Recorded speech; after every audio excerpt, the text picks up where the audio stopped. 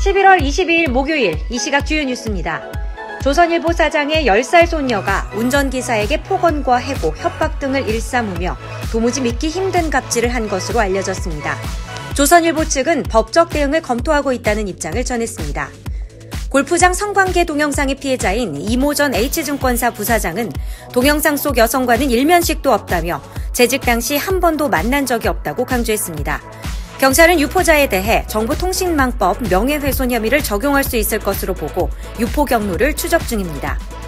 국제경찰로 불리는 인터폴 수장에 한국인 최초로 경기경찰청장 출신의 김종량 부총재가 당선됐습니다. 러시아를 견제하려는 미국의 지지 속에 인터폴의 정치적 악용을 막겠다는 약속이 주요했던 것으로 보입니다.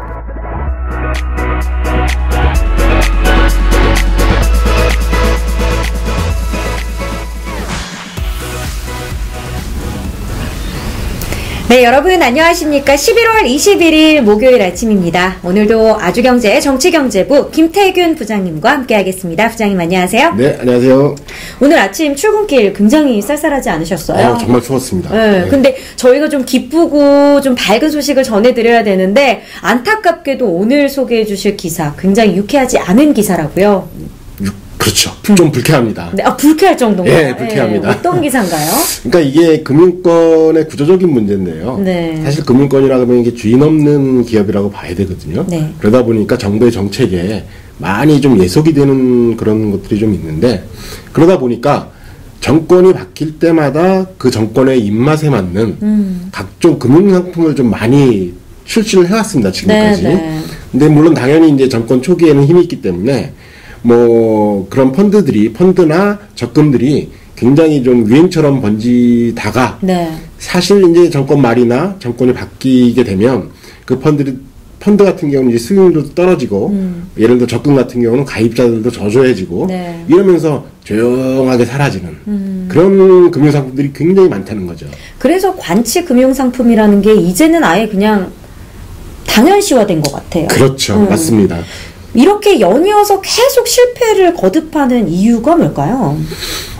아무래도 이게 애초에 시작 자체가 정말 금융 소비자를 위해서 만든 상품이 아니라 정권의 어떻게 보면 좀 눈치 보기용, 그리고 또 정권 입장에서는 약간 경제용어로 포텐킹 경제라고가 있는데요. 네. 좀 보여주기식 경제. 뭐 이런 거에 의해서 그런 상호 이해관계, 정권과 금융권의 상호 이해관계가 맞는 상황에서 만들어진 상품이기 때문에 지속성을 유지하기가 상당히 좀 어렵죠. 그러니까 실질적으로 이거를 사용해야 하는 국민들 기준에서 만들어진 게 아니고 정부와 금융권의 입맛에 맞게 만들다 그렇습니다. 보니까 연이어서 계속 실패를 그렇습니다. 해오게 됐다는 예. 거죠. 근데 이게 언제까지 계속 실패를 거듭할 수는 없는 일이지 않습니까? 그렇죠. 개선해야 될 방향이 있을 것 같아요. 사실 이게 참 답 없는 얘기일 수도 있는데요. 더 암울해져요. 이 원래 금융상품이 이런 소위 말해서 정권의 눈치 보기용 금융상품, 관치금융 상품이 나오기 시작한 게 사실은 MB 정권 때부터였거든요. 네. 그때 MB 정권에서 녹색 성장을 외치면서 네. 녹색 성장 펀드라는 게 유행처럼 좀 벌어졌고요. 네. 그 다음에 박근혜 대통령 시절에는 심지어는 통일 펀드? 그때 통일은 대박이다. 그런 말 하자마자 금융권에서 재빠르게, 발빠르죠. 예, 발빠르게, 통일 펀드도 막 이렇게 내오고. 근데 문재인 정부에서도 역시 마찬가지입니다. 최근에도 이제 고용 관련된 간접적으로 연관된 관련 펀드들이 꽤 많이 나오고 있습니다. 근데 사실 이런 것들이 초창기에는 반짝 유행을 하겠지만 결국 이제 사라질 수밖에 없는 건데요. 여러 가지 사회의 어떤 제반 이벤트나 문제, 정책들을 정부 차원에서 정책으로 풀어가는 것이 아니라 이런 금융상품으로 풀겠다는 아이디어 자체가 사실은 이게 좀 어떻게 보면 한마디로 좀 우스꽝스럽다? 이게 그렇다고 또 이것이 문제 해결을 할 수 있느냐? 그것도 아니지 않습니까? 네, 그렇죠. 그때 사실 이런 정권의 눈치 보기용, 입맛에 맞는 관치금융 상품은 앞으로 정권이 어떻게 바뀌더라도 사라져야 되지 않겠냐.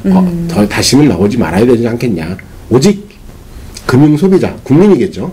국민의 이익이 될 수 있는 그런 상품 위주로 또 은행의 금융권의 이익이 될 수 있는 그런 상품으로 만드는 것이 어떤 인식 개선이 좀 필요하다라는 생각입니다. 그러니까 차라리 이도저도 안 될 바엔 애초에 만들지 말아라. 그렇죠. 그런 말씀이신데 사실은 정부의 어떤 정책들을 전체적으로 살펴보면 처음과 끝이, 그러니까 초심을 잃지 말라라는 말을 하는데 그게 이제 잃지 않는 경우가 거의 없는 것 같아요. 다 초심을 잃어버리고 흐지부지 돼버리는 일들이 굉장히 많은 것 같은데 이런 부분들을 우선적으로 또 이제 개선을 더 해 나가야 될 것 같습니다. 네, 오늘도 좋은 말씀 너무 감사합니다, 부장님. 네, 감사합니다. 네, 오늘 아침부터 진짜 겨울이다 느껴지셨나요? 네, 아주 뼛속 깊이 느꼈어요. 아, 뼛속 깊이까지요? 진짜 감기 여러분들도 우리 부장님도 조심하셔야 될 것 같습니다. 저희는 내일 아침 8시에 다시 찾아뵙겠습니다. 시청해주신 여러분 대단히 고맙습니다.